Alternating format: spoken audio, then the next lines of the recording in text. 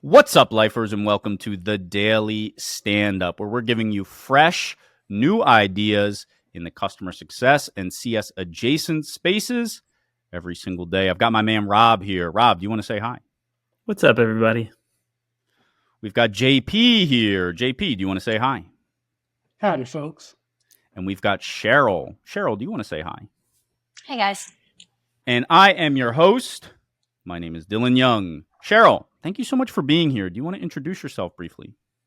Sure. Sheryl Hawk. I have a very long background in customer success. I love all things CS and all things adjacent CS because it impacts us even if it's not direct.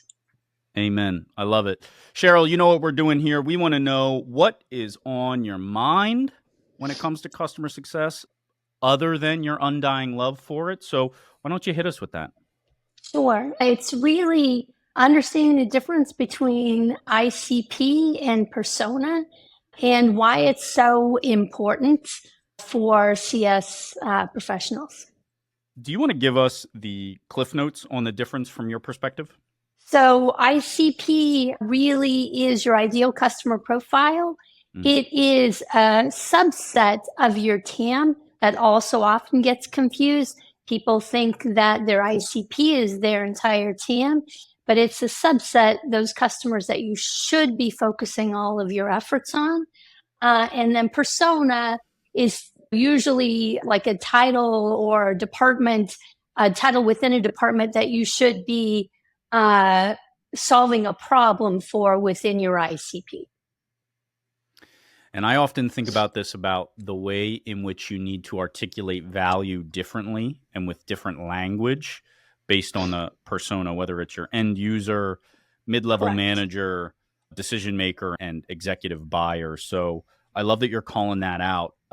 Rob, I want you to jump in here and talk a little bit about how you see this play out in the companies that you work with. Yeah, I think it's a great topic and one that Sheryl and I talked about, I think it was a few weeks ago at this point.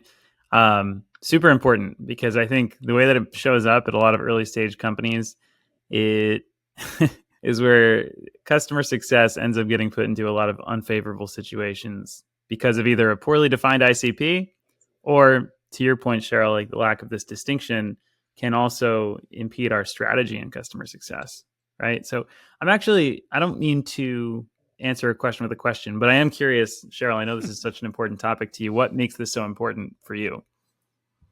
So really from all the people I've been talking to recently, when I ask, CEOs, founders, like, what is your ICP? The answer comes back as either persona or TAM. And then I think about the CS leaders who are being held accountable for retention. And if you don't have a really good handle on the ICP, then you basically, like to your point, it just gets very, very messy. And a lot of CS leaders I see kind of respond a little bit more with emotion as opposed to data. And then what you want to do is you really want to be then focusing on the data behind the retention of accounts, right? If you understand the ICP or it's really messy or it's way too broad, then be able to respond back with what are the characteristics within not just like churn and churn reasons, but take that to another level. Like, what are the characteristics of the accounts that are churning, as opposed to, like, I see a lot of lack of adoption or they went dark or, different things like that. But again, your ICP is this, but your product doesn't solve it. And then being able to have that conversation with leadership.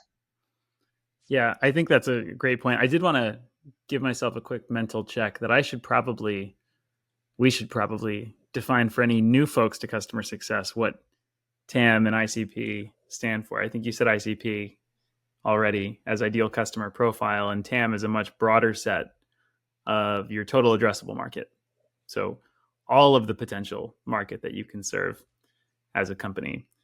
So I sort of see it as like a bit of a Russian nesting doll, where you have like the widest doll is the TAM, the middle doll is your ICP, who's your ideal fit customer, and then the inside of the TAM, you have your companies, and inside of that, you have the personas, right?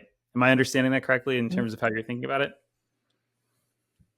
Yes, but your typical persona, yeah, actually, your persona could be within that. Yes. Then back to Dylan's point, it's the value statement. Like, how do you talk to the different personas with your user, your buyer, and your exec sponsor? But one other layer that I think is also important to know is if your persona is across different departments, you could solve a problem for, like, say you're part of the rev tech stack, right? So you could be solving a problem for sales and you could be solving a different problem. Maybe you're helping top of the funnel.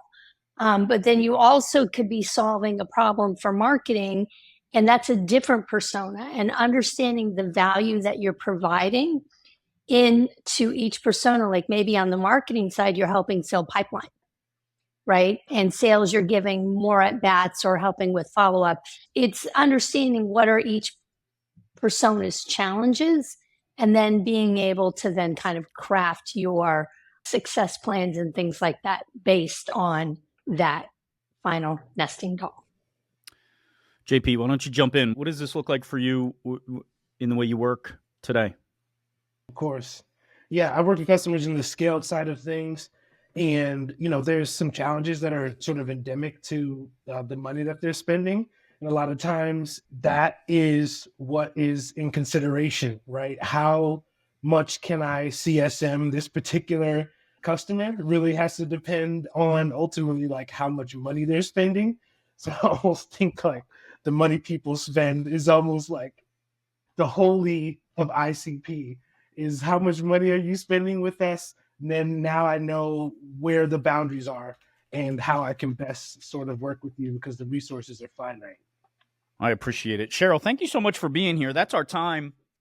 I think this is an interesting topic. I'll take the last word, and that is maybe this says more about me than anything else. But if we're going to say that ideal customer profile is often getting confused with TAM and with personas, I take that as an opportunity to say, like, maybe some of those non-ICP guys shouldn't be counted in my churn numbers, right? Exactly. Like, So, and I know we're all dealing with that. So, Sheryl, thanks again. I really appreciate it. Hope to have you back in the future. thank you. Bye. Thanks, Sheryl. See you soon. Thanks, Sheryl. You've been listening to The Daily Stand-Up by Lifetime Value. Please note that the views expressed in these conversations are attributed only to those individuals on this recording and do not necessarily reflect the views and opinions of their respective employers. For all inquiries, please reach out via email to dylan@lifetimevaluemedia.com. Find us on YouTube @LifetimeValue and find us on the socials @LifetimeValueMedia. Until next time.